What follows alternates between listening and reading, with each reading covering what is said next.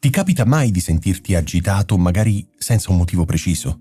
Hai presente quella vocina interiore che non sta mai zitta, che analizza ogni errore che hai fatto e si preoccupa per ogni possibile problema futuro? Quella sensazione di non essere mai davvero in pace, quella tensione di sottofondo che ti porti dietro anche nei momenti tranquilli. Non è un tuo difetto, è il risultato di piccole abitudini mentali che giorno dopo giorno nutrono la tua ansia senza che nemmeno tu te ne accorga. In questo video non ti darò soluzioni complicate, ti guiderò a scoprire 7 di queste abitudini interiori che sono ispirate a una saggezza antica di millenni e ti mostrerò come iniziare a liberartene un passo e un respiro alla volta.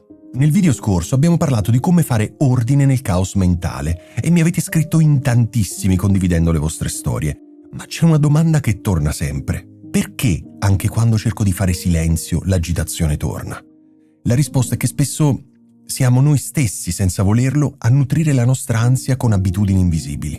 La saggezza buddista ci dà una prospettiva potentissima su questo. Parla di una condizione chiamata dukkha, che possiamo tradurre come insoddisfazione oppure sofferenza. Il punto non è che questa sofferenza nasca dagli eventi esterni, ma dal nostro modo di reagire. Nasce dalla nostra resistenza a come sono le cose e dal nostro attaccamento a come vorremmo che fossero.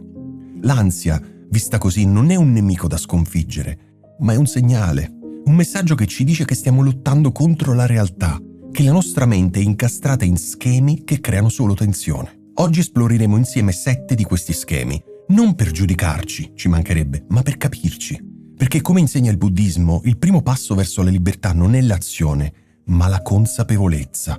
Riconoscere queste abitudini è il primo potentissimo passo per smettere di annaffiare la pianta dell'ansia e iniziare finalmente a coltivare il giardino della calma interiore.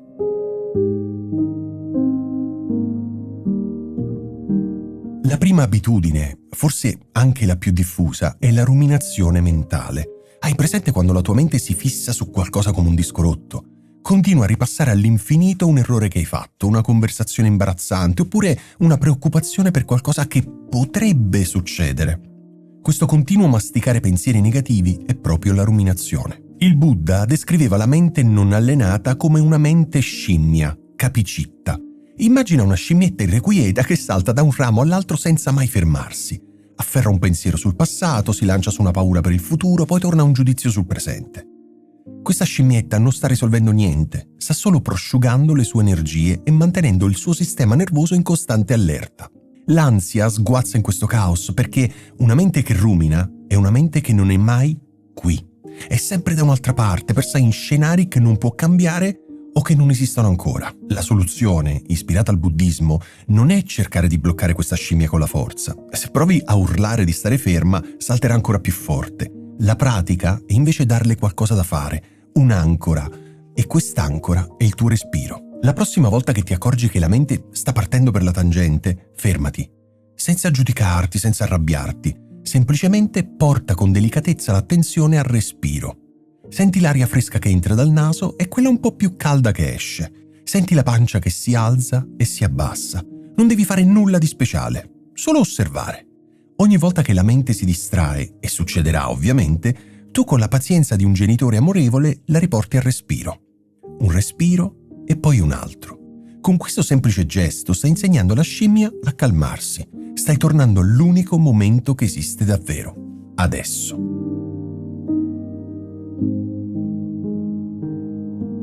La seconda abitudine che alimenta l'ansia di nascosto è il bisogno di avere sempre tutto sotto controllo.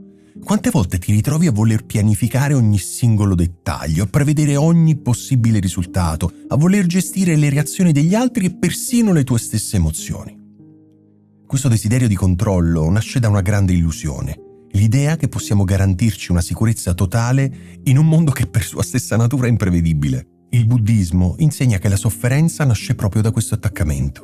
Vivere cercando di controllare tutto è come tentare di afferrare l'acqua con le mani. Più stringi il pugno e più questa ti scappa via, lasciandoti soltanto un senso di frustrazione e impotenza. Questo sforzo costante ti costringe a vivere in allerta perenne. La tua mente diventa un radar che cerca continuamente minacce all'orizzonte, cose che potrebbero andare storte. E quando la realtà inevitabilmente non segue i tuoi piani, l'ansia esplode. L'antidoto ovviamente non è il caos, ma la pratica del lasciar andare. Attenzione, lasciare andare non significa essere passivi o rassegnati, significa riconoscere la differenza tra ciò che puoi influenzare e ciò che è fuori dal tuo controllo. Come dire, è un atto di enorme saggezza. Inizia dalle piccole cose. Durante la giornata prova a chiederti: su questa cosa ho davvero il controllo? Ad esempio, sei bloccato nel traffico, puoi controllare le altre macchine? No. Puoi controllare la tua reazione? Sì. Puoi scegliere di respirare invece di suonare il clacson. Stai aspettando una risposta importante. Puoi controllare quando arriverà? No. Puoi controllare come usi il tuo tempo mentre aspetti? Sì. Ogni volta che fai questo piccolo atto di discernimento e lasci andare ciò che non puoi governare, allenti la presa dell'ansia. Riconosci che la vita è un flusso e la vera pace non la trovi nel dirigere la corrente, ma nell'imparare a navigarla con fiducia.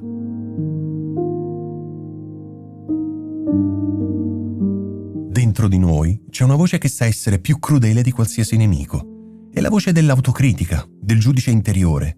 Non sei abbastanza, hai sbagliato ancora, non ce la farai mai. Questa abitudine è una delle fonti più silenziose e dolorose dell'ansia. Ogni volta che questa voce parla, il nostro corpo reagisce come se fosse di fronte a un pericolo reale. E in fondo, l'ansia è la paura di non essere al sicuro. E chi può farci sentire meno al sicuro del nostro stesso giudice interiore? Queste critiche ci fanno sentire costantemente sotto esame, inadeguati, soli, e l'ansia prospera su questo terreno di bassa autostima. La tradizione buddista ci offre una pratica potentissima per disinnescare questa abitudine: la compassione, detta karuna, a partire da noi stessi. Avere compassione di sé non significa autocommiserarsi. Significa trattarsi con la stessa gentilezza e comprensione che useresti con un caro amico che sta soffrendo. Pensa a un amico che viene da te dopo aver fatto un errore. Lo attaccheresti dicendogli che è un fallito? O gli daresti una parola di conforto ricordandogli che sbagliare è umano e che ha la forza per riprovarci?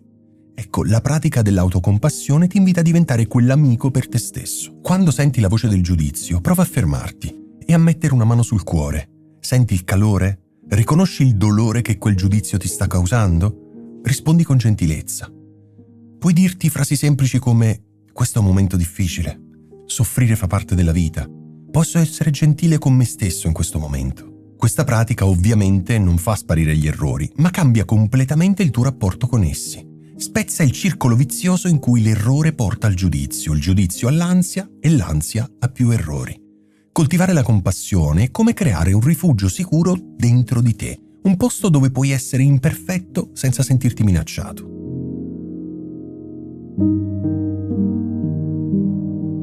La quarta abitudine è sottile ma potentissima, è credere di essere i propri pensieri. Quando un pensiero ansioso ti attraversa la mente, tipo «sto per avere un attacco di panico» oppure «tutti mi stanno giudicando», non lo vivi come un semplice evento mentale, ti ci identifichi, quel pensiero diventa la tua realtà, è questa fusione che gli dà il potere di terrorizzarti. Nel buddismo questa è una profonda incomprensione di come funziona la mente. I pensieri non sono fatti, non sono chi sei tu, sono come nuvole che passano nel cielo della tua consapevolezza. A volte sono scure e minacciose, altre volte leggere e bianche, ma il cielo, cioè tu, la tua consapevolezza, rimane sempre lì, limpido e intatto. Noi siamo il cielo, non le nuvole. Il principio è semplice: se ti identifichi con qualcosa, quella cosa ti domina. Se fai un passo indietro e la osservi, sei tu a dominarla. La libertà dall'ansia quindi non sta nel fermare i pensieri, sarebbe veramente difficile riuscire a farlo, ma nello smettere di crederci ciecamente. La pratica per farlo è l'osservazione distaccata. Invece di farti risucchiare dal pensiero, fai un passo indietro. Guardalo come un testimone neutrale. Prova a etichettare mentalmente quello che succede. Ah, ecco, questo è un pensiero di paura. Oppure, questa è la mente che si preoccupa. Dare un nome a un pensiero crea subito un po' di spazio. Un'altra tecnica efficace è immaginare i tuoi pensieri come foglie che galleggiano su un fiume. Guardali apparire, passare davanti a te e poi sparire a valle. Non devi saltare sul fiume per rincorrerli. Resta sulla riva e osserva. All'inizio sembrerà strano, ma con la pratica sentirai che si crea uno spazio tra te e i tuoi pensieri. In quello spazio c'è pace. In quello spazio l'ansia perde la sua presa, perché ti rendi conto che un pensiero è solo un pensiero, non è un ordine, non è la verità, è solo un pensiero.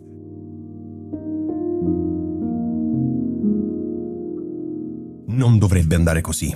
Vorrei che questa situazione sparisse. Non è giusto. Quante volte la nostra mente si lamenta così? Questa è la quinta abitudine, la resistenza a ciò che accade adesso. L'ansia spesso non nasce dalla situazione in sé, ma dalla nostra lotta contro di essa. Quando sentiamo una sensazione fisica spiacevole come magari il cuore che batte forte o un'emozione difficile come la paura, il nostro istinto è respingerla, combatterla. Questa resistenza però è come cercare di tenere una palla sott'acqua. Ci hai mai provato, vero? Richiede uno sforzo enorme e appena la molli un attimo, la palla schizza in superficie ancora più forte. Allo stesso modo, più combattiamo l'ansia, più la nutriamo con la nostra energia. Il Buddha usava la metafora della seconda freccia. Il dolore iniziale, ovvero la prima freccia, l'evento, è quasi sempre inevitabile, ma la sofferenza che ci aggiungiamo sopra con la nostra resistenza ai nostri lamenti, che è la seconda freccia, è una nostra scelta. L'alternativa è radicale ma liberatoria, l'accettazione. Accettare non significa che la situazione ti piaccia o che tu sia rassegnato. Significa smettere di combattere la realtà del momento presente e dire a te stesso: ok, in questo momento il mio cuore batte forte, è qui, lascio che sia qui. Una pratica per farlo è esplorare la sensazione con curiosità invece che con paura. Invece di pensare oh no, l'ansia, prova a chiederti: com'è questa sensazione esattamente? Dove la sento nel corpo? È calda o fredda? Vibra o è ferma? Trattala come un fenomeno meteo interiore. Non giudichi la pioggia, la osservi, fai lo stesso con le tue sensazioni. Quando smetti di lottare succede una cosa quasi magica, la tensione si allenta. L'energia che prima usavi per resistere ora è libera. E molto spesso la sensazione stessa, una volta che le permetti di esistere, inizia a cambiare e a sciogliersi da sola, perché hai smesso di darle da mangiare con la tua paura.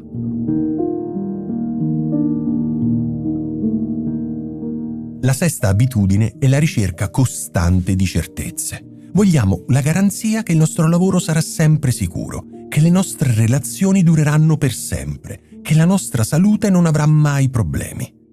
Questa ricerca di sicurezza assoluta è una ricetta perfetta per l'ansia cronica. Perché? Perché si basa su un'illusione. L'insegnamento buddista dell'impermanenza, anicca, ci ricorda una verità fondamentale. Tutto cambia, sempre. Le relazioni si evolvono, i lavori finiscono, i corpi invecchiano. Aggrapparsi all'idea di una sicurezza permanente in un mondo impermanente è come costruire un castello di sabbia sulla riva del mare, sperando che le onde non lo tocchino mai. La paura del cambiamento diventa la nostra ombra. In pratica, l'ansia è il prezzo che paghiamo per desiderare un mondo che non esiste. La via d'uscita non è diventare pessimisti, ma abbracciare la saggezza dell'impermanenza.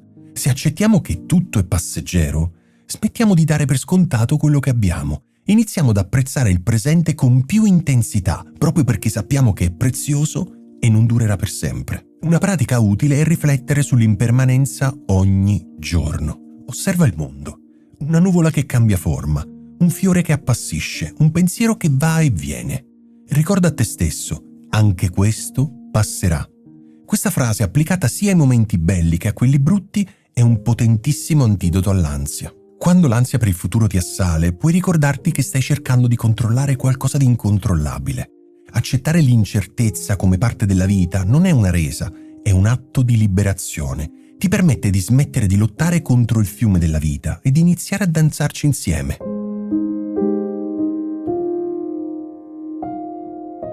E arriviamo alla fine all'abitudine che sta alla base di tutte le altre: vivere con il pilota automatico.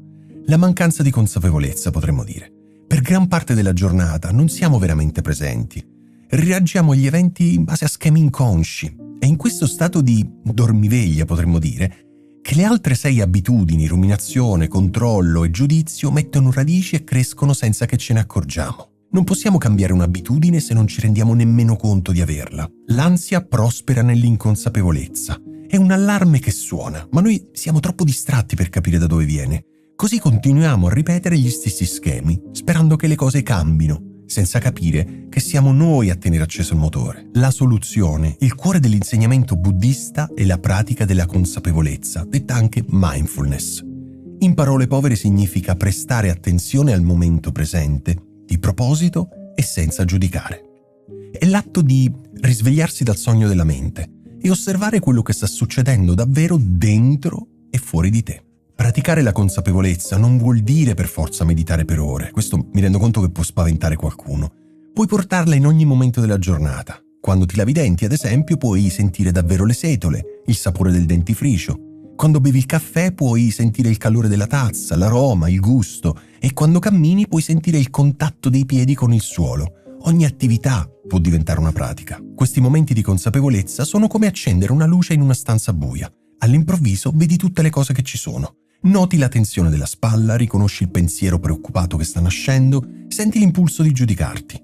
E nel momento in cui te ne accorgi, hai una scelta. Puoi scegliere di non seguire quel pensiero. Puoi scegliere di rilasciare quella tensione.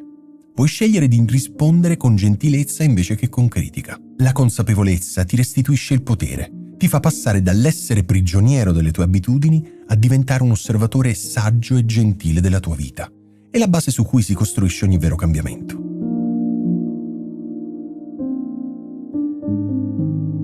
Quindi, ricapitolando, le 7 abitudini che nutrono la nostra ansia sono la ruminazione, il bisogno di controllo, il giudizio verso noi stessi, l'identificazione con i pensieri, la resistenza al presente, la ricerca di sicurezza assoluta e, alla base di tutto, la mancanza di consapevolezza. Riconoscerle è il primo gigantesco passo. Il percorso per trasformarle non è una guerra, ma un processo gentile. Si tratta di allenare la mente, un respiro alla volta, a tornare qui e ora. Si tratta di aprire il cuore alla compassione, soprattutto verso noi stessi. E si tratta anche di accettare che la vita cambia e trovare la nostra libertà proprio in questo. Ricorda, l'obiettivo ovviamente non è non provare mai più ansia, ci mancherebbe. L'ansia è un'emozione umana, è un segnale. L'obiettivo invece deve essere cambiare il nostro rapporto con essa, smettere di alimentarla, smettere di combatterla e imparare ad ascoltarla con calma. La pace non si trova nell'eliminare le onde, ma nell'imparare a fare surf. Sono davvero curioso di sapere quali di queste 7 abitudini senti più tue in questo periodo. Se ti va, scrivilo nei commenti qui sotto. Condividere le nostre esperienze è un modo fantastico per sentirci meno soli e per darci forza a vicenda. Leggerò e risponderò a tutti i commenti. E se vuoi continuare questo viaggio insieme a me, esplorando altre pratiche per portare più calma e consapevolezza nella tua vita, non dimenticarti di iscriverti al canale e di attivare la campanella. Insieme possiamo imparare a coltivare la pace invece dell'ansia. Grazie per essere stato qui.